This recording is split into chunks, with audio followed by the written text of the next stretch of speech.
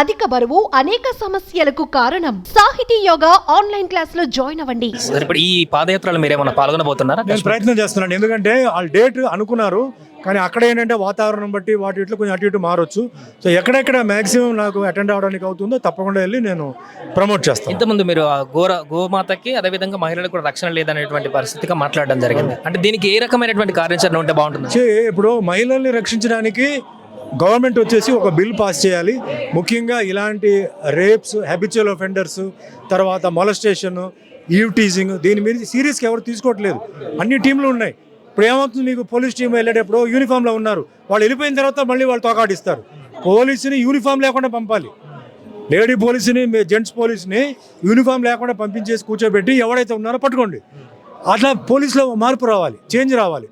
అది ఒకటి. నెక్స్ట్ గవర్నమెంట్లో కొన్ని సీరియస్గా, అంటే మన కాన్స్టిట్యూషన్లో, పాత కాన్స్టిట్యూషన్ చూసుకుంటే ఎన్నో ఉన్నాయి, అది ఎవరు పట్టించుకోవట్లేదు. ఈ రోజు గోమాత దీని గురించి కాన్స్టిట్యూషన్లో ఉంది, నోబడీ ఈస్ టేకింగ్ కేర్. చట్టాలు ఎన్ని కొత్తవి తీసుకొచ్చినా కూడా ఇలాంటి ఘటనలు జరుగుతున్నాయి కదా, నిర్భయ లాంటి జరిగినా కూడా, మళ్ళీ కోల్కతా ఘటన, ఇంకా ఇలాంటి serious action. Punishment is not severe, give death sentence.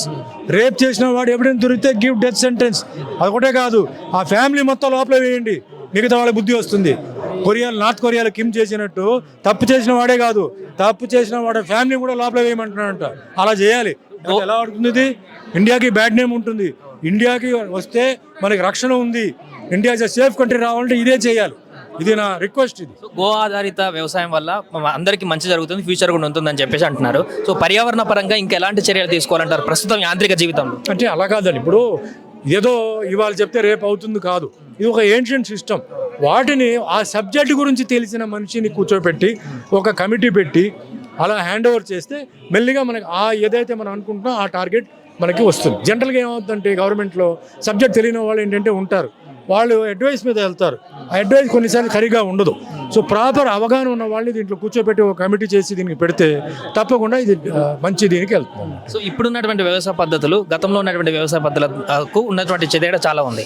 అలాగే ఇప్పుడు గో ఆధారిత వ్యవసాయం తగ్గిపోయింది, చెరువులు, వాగులు ఇవి కూడా కలుషితమైపోతూ అవి కూడా కుచించుకుపోతున్నటువంటి పరిస్థితి. ఇలాంటి సందర్భంలో భవిష్యత్తు ప్రశ్నార్థకరంగా మారుతున్న సందర్భంలో ఇప్పుడు హైదరాబాద్లో హైడ్రా లాంటి చర్యలు, చెరువులు కాపాడేటువంటి చర్యలు అవి ఎంతవరకు ఉపయోగపడతాయి అనుకుంటున్నారు? హైడ్రా ఏదైతే చేస్తున్నారో కరెక్ట్గా చేస్తే సీఎం రేవంత్ రెడ్డి గారికి హ్యాట్స్ ఆఫ్ అండి. బట్ అంటే కొందరేమో అలా లేదు, మేము చేసుకొని చేసాం అంటున్నారు. అవి చూడాలి. సరే, ఎవరైతే ఆర్డర్స్ ఇచ్చారో, ఎవరైతే సంతకాలు పెట్టి అమ్మారో వాళ్ళు కూడా లోపల తోయండి. వాళ్ళు ఎందుకు వదిలిస్తున్నారు మీరు? ఎవడైతే ఏదో కహానీలు చెప్పి వాళ్ళ మీద ఇది తోసారో వాళ్ళని కూడా అరెస్ట్ చేయండి. ఆటోమేటిక్గా అన్నీ సర్దుకుపోతాయి. తర్వాత ప్రయారిటీ లేకుండా నడుస్తుందని చెప్పి వింటున్నాను. ప్రయారిటీ లేకుండా చేస్తే డెఫినెట్లీ మంచిది.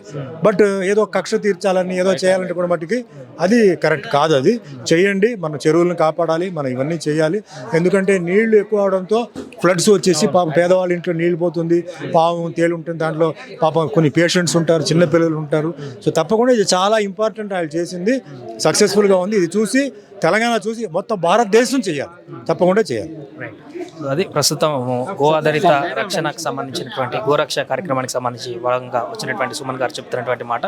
ముఖ్యంగా ఇప్పుడు తీసుకుంటున్నటువంటి చర్యల్లో కొంచెం సివియర్నెస్ ఉండాలి ప్రభుత్వాలు కూడా. రక్షణకు సంబంధించి మహిళల భద్రత కానీ, మిత్రత కానీ, అదేవిధంగా హైడ్రాకు సంబంధించి కూడా దాంట్లో ఎలాంటి ప్రియారిటీస్ లేకుండా చేస్తే అది మంచి పని అంటూ కూడా వారు చెప్తున్నారు.